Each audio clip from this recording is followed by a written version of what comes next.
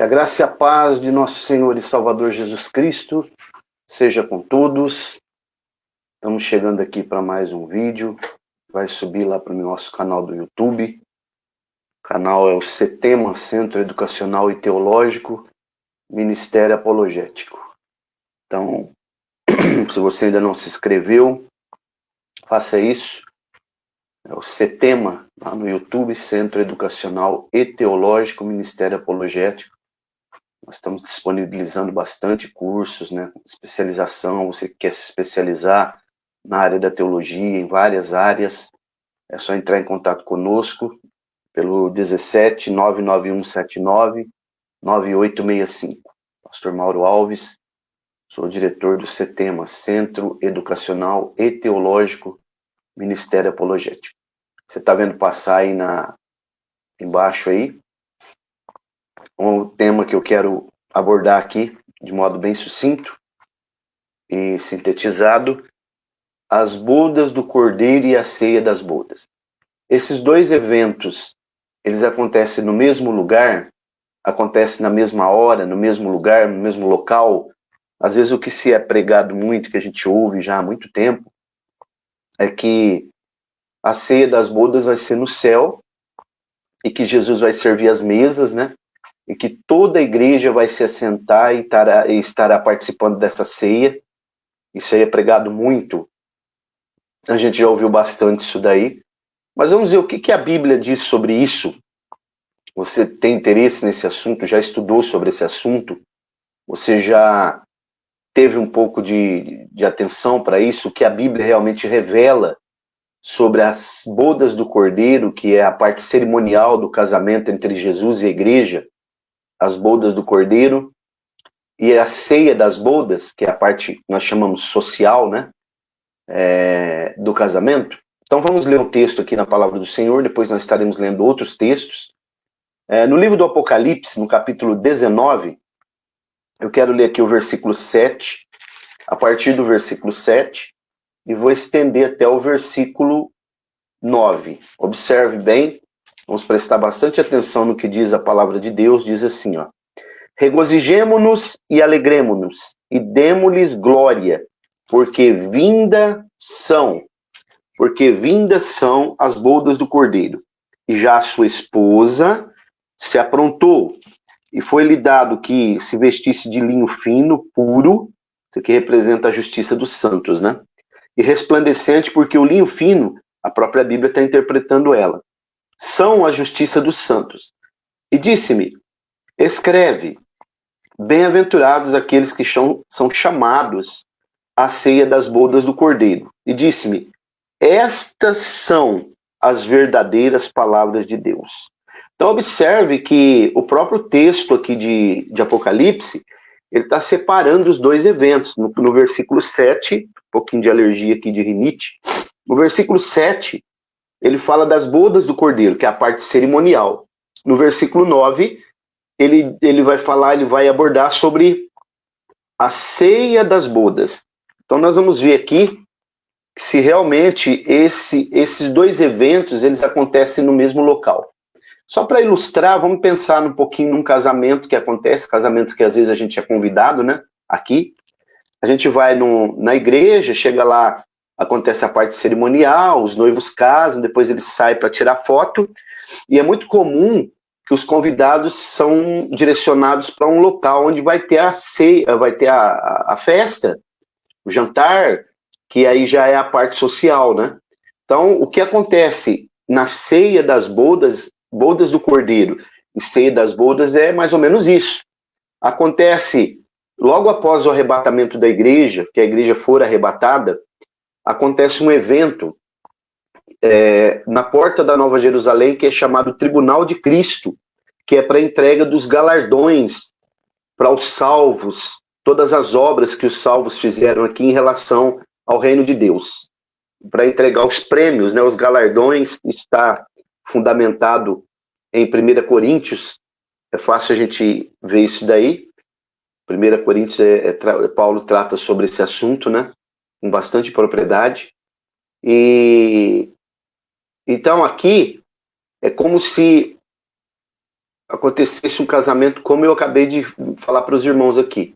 Parte cerimonial no local, parte social no outro. Então a igreja é arrebatada, eu estou falando em síntese. A porta da Nova Jerusalém, ela recebe os galardões, porque os principais eventos dos tempos bíblicos aconteciam na porta da cidade, né? Só a gente dá uma olhada nos textos, tanto no Antigo quanto no Novo Testamento. A gente vai perceber que os principais eventos, por exemplo, quando Ruth, Boaz foi ser o seu resgatador, que ele foi resgatar a propriedade de Noemi para poder se casar com Ruth, foi à porta da cidade, né?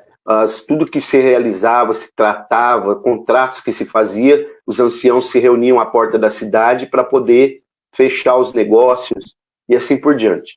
Então, a Bíblia nos mostra com muita clareza que esse evento tribunal de Cristo, ele acontece à porta da Nova Jerusalém. Depois que forem entregues os galardões, a igreja, a noiva, ela entra para a Nova Jerusalém. A palavra casamento significa casa e terreno, né? Ou ser recebida em casa. Ela entra para a Nova Jerusalém e aí começa a parte cerimonial do casamento num período de 7 anos, chamado Bodas do Cordeiro. Enquanto aqui na Terra há um evento chamado Tribulação e Grande Tribulação, 7 anos dividido em 2 períodos de 3 anos e meio, que a Bíblia usa 3 terminologias, né? 1260 dias, 42 meses e tempos e metade de um tempo. São 7 anos, a última semana de Daniel, dividido em 2 períodos de 3 anos e meio. No céu acontece a parte cerimonial. Depois desses 7 anos, o que ocorre é o ápice, né, o epílogo da grande tribulação, quando Jesus ele vem com todos os anjos, vem com a igreja, mas a igreja fica na Nova Jerusalém, ele vem para a Batalha do Armagedon, né, que acontece num lugar chamado Meguido, ou Vale de Josafá, lá em Jerusalém. Ele vence o anticristo, e aí ele estabelece um período chamado Juízo das Nações, ou Julgamento das Nações, quando ele julga as nações gentílicas, né, um período aproximadamente de 75 dias, as nações gentílicas, o remanescente de Israel, que veio da grande tribulação, quando ele separa, segundo Mateus 25, ele separa os bodes à esquerda e as ovelhas à direita. Os bodes são lançados no lago de fogo junto com o anticristo e falso profeta, e as ovelhas entram para o milênio.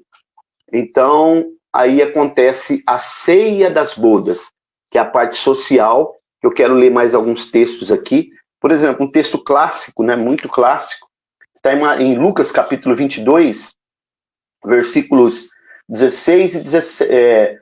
Só o versículo 16 diz assim: porque vos digo, vou ler o 15 também, e disse: desejei muito comer convosco esta Páscoa, antes que padeça, porque vos digo que não a comerei mais, até que ela se cumpra no reino de Deus.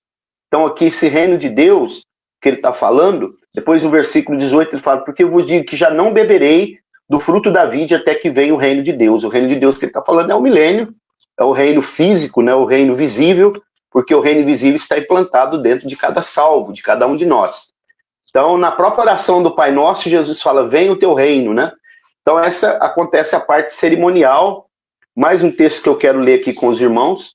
Uma outra coisa que eu quero explicar, para ficar bem claro, é que a gente ouve, né, as pessoas dizendo: Jesus vai servir as mesas, nós nos assentaremos, será uma grande ceia, e vai servir todos os salvos, mas isso não procede, porque Jesus vai servir a mesa, sim. Eu vou até ler um texto aqui, ó, em Mateus capítulo 19, olha o versículo 28. Em verdade vos digo, que vós, que me seguistes, quando na regeneração o Filho do Homem se assentar no trono da sua glória, também vos assentareis sobre 12 tronos para julgar as 12 tribos de Israel. Então observe, 12 tronos, esses são os 12 apóstolos, né, que representam a igreja, que a Bíblia chama lá no Apocalipse de 24 anciãos, porque são 12, provavelmente os 12 apóstolos, né, representando a igreja, porque tudo começou com eles. São as pérolas, que são 12 pérolas das 12 portas lá da Nova Jerusalém, e fala de mais 12 anciãos que representam cada tribo de Israel, os patriarcas das tribos de Israel. Então, todo e qualquer evento que acontecer relacionado à igreja no período do milênio, ou depois no período chamado Uma Só Grei, Tudo em Todos, né? depois novo céu e nova terra, quem representa a igreja é sempre os 12 patriarcas, os 12 apóstolos, os 12 anciãos que representam a igreja. Quem representa Israel? Os 12 patriarcas das tribos de Israel. Então, os 24 anciãos, né?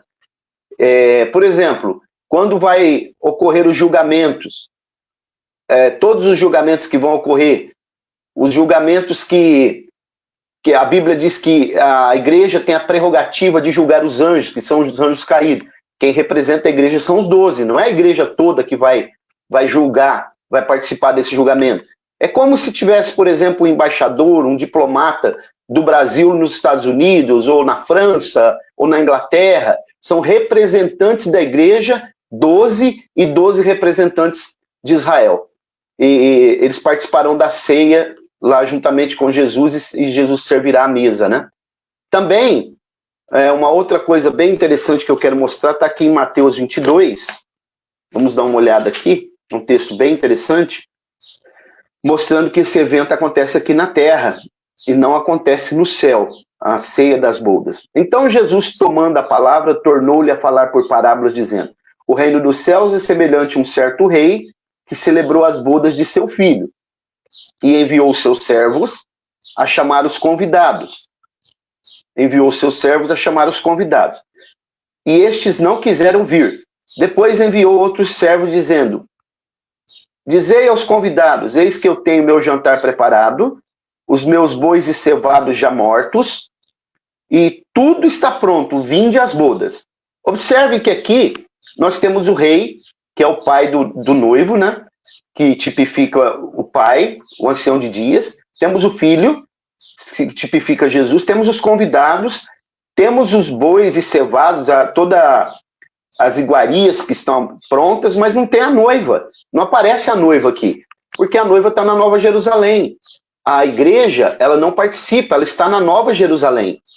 Ok? Essa noiva fica, porque durante o período milenial, a igreja, a Nova Jerusalém, ela fica sobreposta sobre a Jerusalém terreno, segundo Isaías capítulo 2, lançando luz, e a Bíblia diz em Apocalipse: as nações andarão à sua luz. A luz dela vai ser tão intensa, o fulgor dela, que ela vai subjugar, né? Ela vai transpor, superar a luz do sol.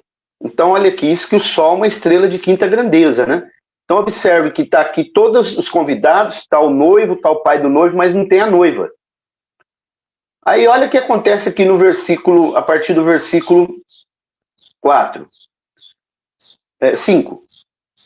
4 mesmo. Depois enviou outro servo, dizendo: dizei aos convidados: eis que eu tenho meu jantar preparado, os meus bois e cevados já mortos, e tudo está pronto. Vinde às bodas. Porém, eles, não fazendo caso, foram um para o seu campo e outro para o seu negócio. E os outros, apoderando-se dos servos, ultrajaram e mataram. E o rei, tendo notícias disso, encolerizou-se, e enviando os seus exércitos, destruiu aqueles homicidas e desincendiou a cidade. Então disse aos servos: as bodas, na verdade, estão preparadas, mas os convidados não eram dignos. E depois a saída dos caminhos, e convidai para as bodas a todos que encontrardes.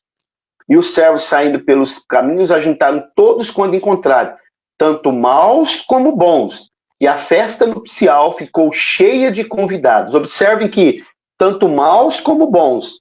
Se fosse no céu, não haveria possibilidade de ter maus e bons, mas somente os bons, né? Observe, verso 11.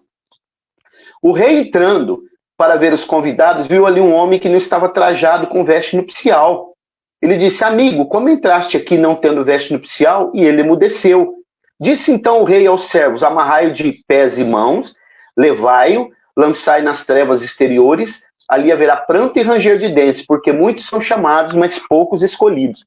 Perceberam que esse personagem, que não tinha veste nupcial, ele vai tentar entrar para o milênio, para essa ceia das bodas, mas ele vai ser preso, lançado nas trevas exteriores. Isso aqui nós identificamos como Satanás, que vai ficar preso, segundo Apocalipse capítulo 20, por um período de 1000 anos. E observem que ele é lançado nas trevas exteriores. Aqui não é um inferno, né? É um abismo, trevas exteriores, porque ele fica fora do milênio e não vai receber a luz da Nova Jerusalém. Então, aqui está muito claro o texto que a ceia das bodas ela não ocorre no céu, e que nem todos vão participar. Então, é que nós possamos entender essa palavra, né? Esse vídeo vai subir lá para o meu canal depois, lá no YouTube, e nós vamos fazer outros vídeos também, trazendo complementos desse assunto, e eu acredito que será muito interessante para o elevo espiritual de muitas pessoas, e um esclarecimento aqui.